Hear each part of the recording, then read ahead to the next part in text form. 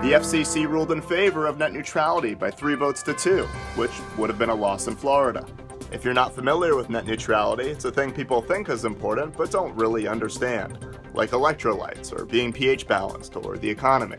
Attention is focused on so-called fast lanes, the idea that internet providers could charge websites in order to reach customers faster. Net neutrality advocates believe this could represent an information highway to the danger zone. They think providers would slow down sites who didn't pay, leading to a dark world of haves and have-nots, where rich multinationals would be fast, and everyone else would have to shout through tin cans in order to coordinate an overthrow of our giant machine overlords. Their solution is to categorize broadband as Title II under the Communications Act of 1934, an act written before computers were invented, when telegraphs were used to send data, and when John McCain was barely 30 years old. At the same time, internet providers have had this ability to slow down traffic for years and haven't abused it. So preemptively punishing them now is sort of like Minority Report. The future can be seen. We are arresting individuals who have broken no law. But they will. Did we get any false positives? The fact that you prevented it from happening doesn't change the fact that it was going to happen.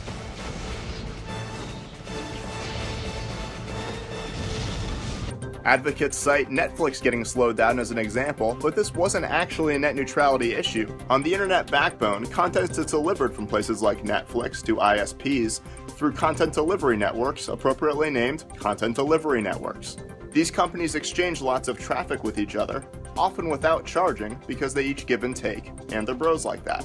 However, Netflix began using the provider Level 3, which then attempted to dump all of Netflix's traffic, 35% of US bandwidth, on others' networks without paying any extra. It's sort of like if you and your friends agreed to split the check, and then your friend ordered steak and lobster and a case of Cristal to go. Comcast responded by throttling the traffic of all of Level 3's customers until they could reach an agreement. But not before Netflix was able to rally public support, since the public loves Orange is the New Black, but wouldn't be sad to see telecoms go to prison. By framing it as a net neutrality issue, Netflix is able to pressure Comcast into lowering its fees, even when Netflix has the power to improve things. People want Netflix to be their friend, but remember, they're just another corporation. They're like one of those friends that you like, but they only like you because you spot them $8 a month.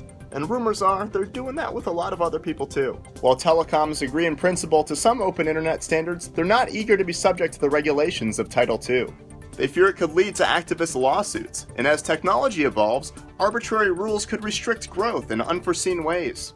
I mean, technology changes all the time, but the relevant parts of the Communications Act of 1934 haven't changed since 1934. You don't know the future? One day you're laughing at this technology, then the next day it's looking at you like. Activists say nothing will change about the internet, while companies say the fear of regulation may prevent them from upgrading their networks. The scary part is, they could both be right. My prediction? Telecoms will pay lobbyists a lot of money to get this overturned. And if a Republican president's elected, they will. And if not, they'll be the ones getting put on hold. Thank you for watching Ahead of the Times, predicting the news since 2016. Please subscribe, share, and tune in next week to stay truly ahead of the times.